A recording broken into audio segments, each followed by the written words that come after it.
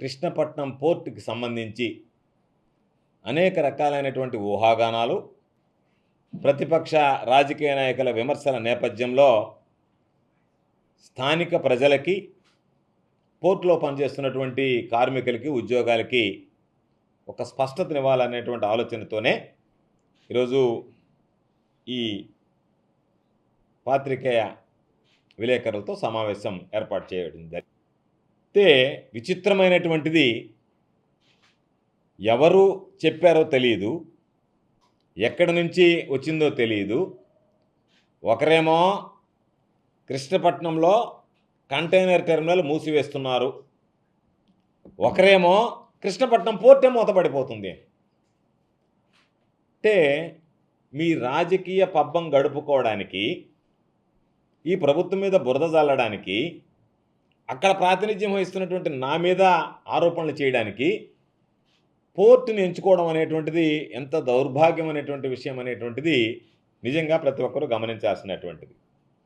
ఒక వ్యవస్థ అభివృద్ధి చెంది ముఖ్యమంత్రిగా చంద్రబాబు నాయుడు గారు కృష్ణపట్నం పోర్టు నిర్మాణంలో వైఫల్యం చెందితే, టెండర్లు పిలవడం, శంకుస్థాపన చేసి ఆగిపోతే, మహానేత రాజశేఖర రెడ్డి గారు ముఖ్యమంత్రిగా కృష్ణపట్నం పోర్టుకి సంబంధించి పునాది రాయి వేసి శంకుస్థాపన చేసి దానిని పూర్తి చేసి ఆయన చేతుల మీదుగానే ప్రారంభించి జాతికి అంకితం చేయడం జరిగింది.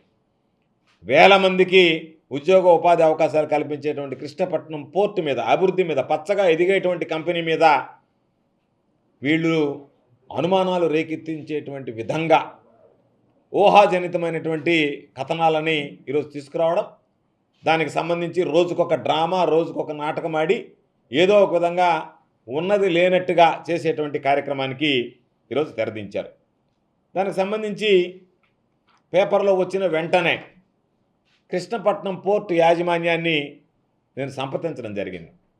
వాళ్ళు ఇంగ్లీష్లో ఖచ్చితంగా ఒక స్టేట్మెంట్ ఇచ్చారు. ఈ కాపీ ప్రభుత్వానికి పంపించారు. ఆ తర్వాత నాకు కూడా ఈ కాపీని పంపించడం జరిగింది.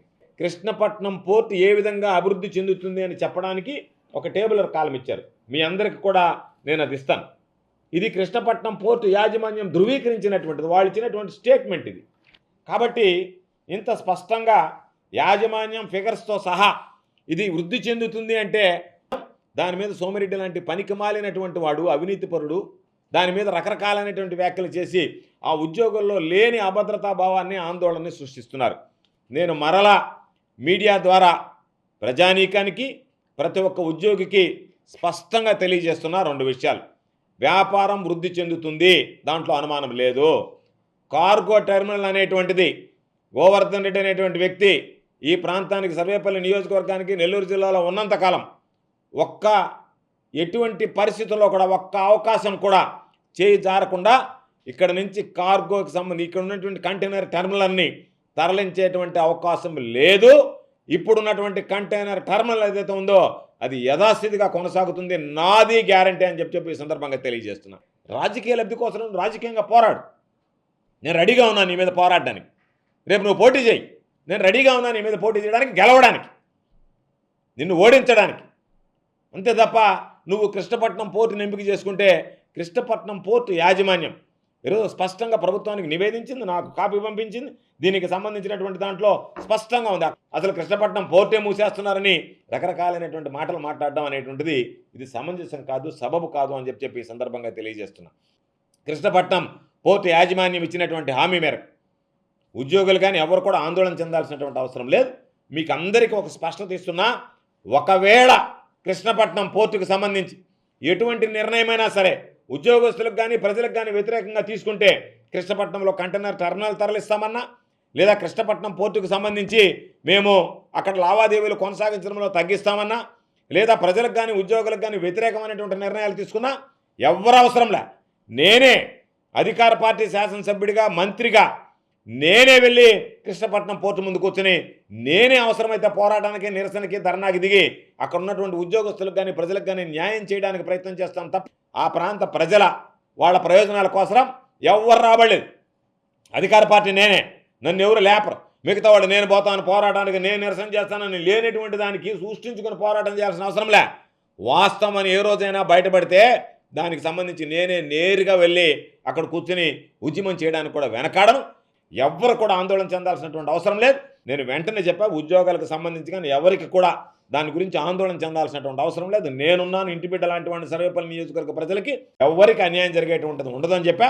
కాబట్టి రాజకీయమైనటువంటి విమర్శలు కాకుండా వాస్తవంగా మీ దగ్గర ఏదైనా కృష్ణపట్నం పోర్టు మూసేస్తామన్నటువంటి ఆర్డర్ ఉందా? కృష్ణపట్నం పోర్టు కంటైనర్ తరలిస్తామని ఆర్డర్ ఉందా? ఏది లేకుండానే లేనిది ఉన్నట్టుగా, జరగంది జరగనట్టుగా, అనుకోనిది అనుకున్నట్టుగా ఈరోజు రకరకాలుగా మాట్లాడి దానికి సంబంధించినటువంటి దాంట్లో అనేక రకాలైనటువంటిది లేనిది లేనట్టుగా ఉంచుకొని ఏదేదో మాట్లాడుకొని జరగదు అని చెప్పి యాజమాన్యం చెప్తుంటే దాన్ని జరిగినట్టుగా, అంటే దాని యాజమాన్యం కృష్ణపట్నం పోర్టు యాజమాన్యం ఏమన్నా సోమిరెడ్డి? ఆయనకి ఏమన్నా వాళ్ళు వచ్చి ఏమన్నా చెవులో చెప్పారా, అయ్యా నేను మూసేస్తున్నావు అని చెప్పి? కాదు కదా, నువ్వు వాడిపై సందాలు దండుకునేవాడివే కదా. అందుకని నీకు సందాలు రాకపోతే నువ్వు వాళ్ళ మీద మాట్లాడితే ఎట్లా? కాబట్టి తప్పనిసరిగా మరొకసారి చెప్తున్నా, కృష్ణపట్నం పోర్టు అభివృద్ధి చెందాల్సిందే. కృష్ణపట్నం పోర్టు ద్వారా ఏదైతే ఈరోజు ఉద్యోగ ఉపాధి అవకాశాలు ఉన్నాయో కొనసాగాల్సిందే. కృష్ణపట్నం పోర్టులో ఉన్నటువంటి సర్వీసులన్నీ కొనసాగాల్సిందే. వాటన్నిటినీ కొనసాగించేటువంటి బాధ్యత నాది అని చెప్పి ఈ సందర్భంగా తెలియజేస్తాను.